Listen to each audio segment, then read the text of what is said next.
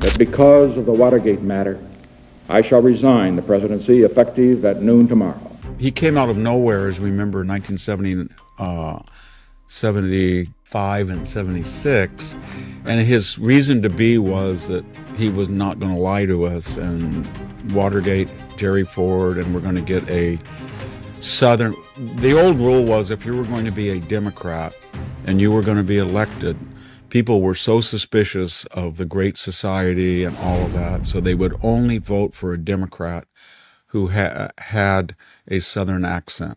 Oh my gosh, he was so unique. A peanut farmer from Plains, Georgia. He won the presidency, I think, because he was the un-Nixon. We'd just gone through Watergate. Jimmy Carter said, "I'll never lie to you," over and over and over. So they ran LBJ in 64.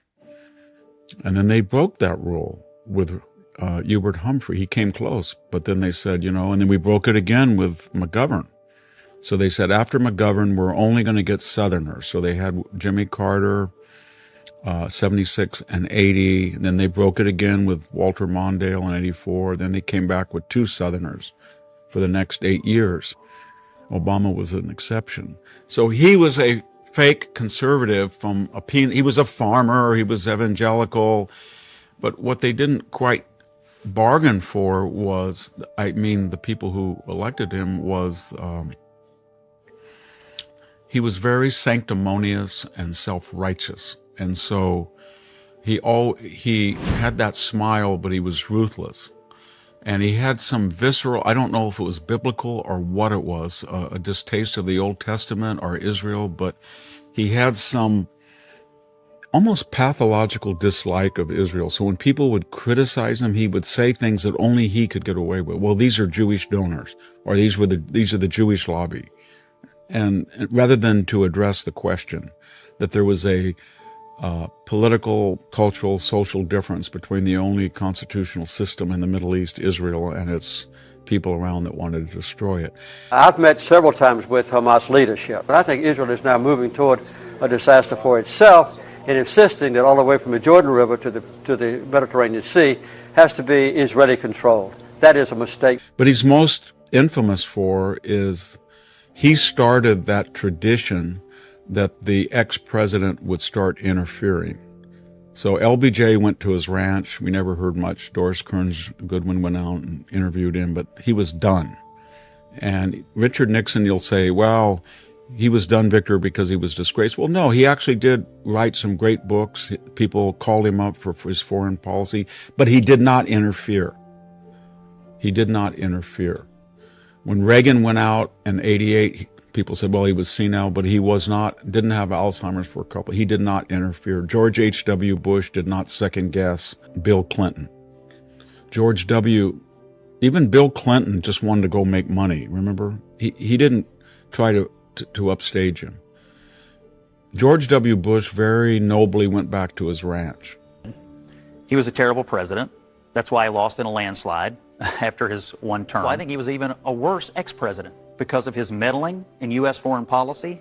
Jimmy Carter started this idea on the left that because he felt he was robbed and he was the morally superior person to Ronald Reagan, he hated Reagan and he could not believe that he had been landslided once, and that Reagan had landslided his running mate, Walter Mondale, in 84. He was very bitter.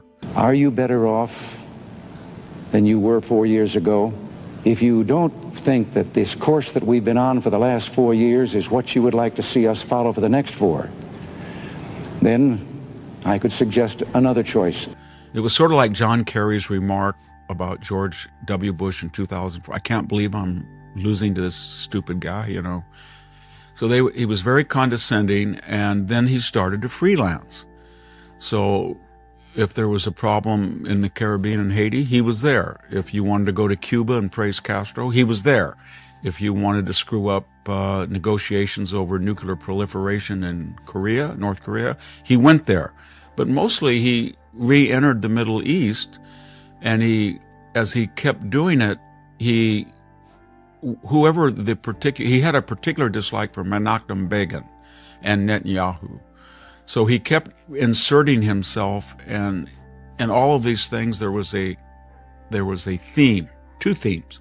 One, the incumbent president in power was a realist, a Machiavellian, and not an idealist, so that I have to come back and remind America to come home under my post-president. And he did that with Clinton, too. In fact, I think Clinton's people hated him more than George W. Bush's people did. And then the second thing was he always inserted himself on the side, or he gave editorialization on the side of dictators, third world people. And I think the worst thing he did was he went into the whole Rhodesia problem. And he lionized Mugabe. We are not a British colony. You must know that. And said that he didn't want power, he was above politics. He was a cutthroat from the beginning. So you had this white minority in the center of Africa, and they had created this booming economy. It was the greatest agricultural per capita country in Africa. People flocked to it for jobs, but it wasn't viable given that it was a minority government based on race. So the British said, we're going to do this, and pulled out, and then Ian Smith created this republic. So there was going to have to be a transition. But there were people in the black community, the bishop, what's his name, they were going to at least profess that they were going to work with the white minority and gradually become a majority. It didn't, I don't know if that would have worked. It surely didn't work in South Africa. It's a mess. But they turned that, under Carter's pressure, they turned that country, I think Wilson in Britain too, they abruptly turned that country over to thugs, and Mugabe was one of the worst dictators in the modern period. He killed his opponents, he harassed people, he was a crook, and he bankrupted the country, and now it's a food importer. And that's impossible.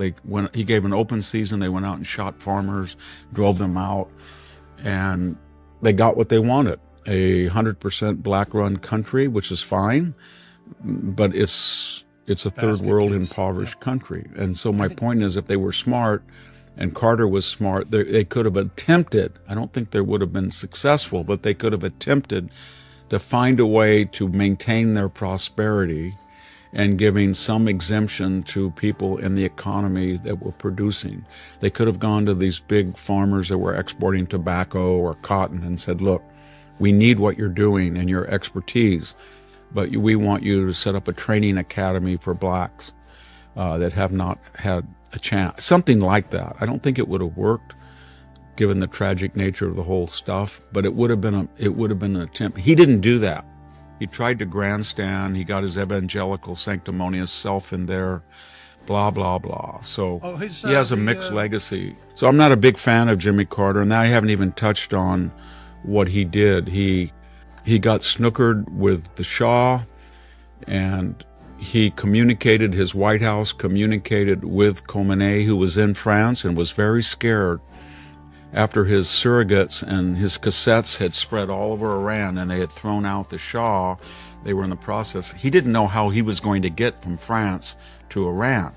I did criticize the president because of our undercutting of what was a stalwart ally, the Shah of Iran. And I am not at all convinced that he was that far out of line with his people, or that they wanted that to happen. The French and the Americans could have stopped that. And he communicated with the Carter White House and sold them a bill of goods that he didn't really have any dislike of America, and that he thought that he would continue in the same foreign policy role as the Shah. And he had nothing wrong, and they believed it. And so they facilitated that idea. And then they were even stupider because they thought that Bani Sadr or Ghostbody or one of these socialists was going to have an EU type of Iran. And so then they prompted a second wave of flight. The first wave, remember, was as the Shah tottered. Most of the Jewish community was wise enough to see what was coming, and they got out. And that first generation that came to America were very conservative, very pro-American, but the other part of the opposition, not talking about the religious opposition, but the secular upscale middle class, were socialist. And they thought they got rid of the Shah and they were going to get a secular socialism. And then, of course, they were stupid, and Carter encouraged them, and they got wiped out. The Shah had done our bidding and carried our load in the Middle East for quite some time. And I did think that it was a blot on our record. And that second wave that came to America were not conservative. They were socialists. So when you meet an Iranian expatriate, it's very strange. I've met a lot of them. When I meet Iranians that are older and they're in business, farmers, developers, they tend to be very conservative, very pro-American. And then I meet a second class of Iranian Americans, second generation or first, who came later, and their hopes were dashed that the removal of Shah would not result in a European-style socialist government, and they blame the United States. And at the end, I don't think that it will even help Israel. Why would the President of the United States pay attention to that lobby? They are strong. Strong in what sense? They are controlling many things. Controlling what? Newspapers, medias, Your Majesty. banks, finances,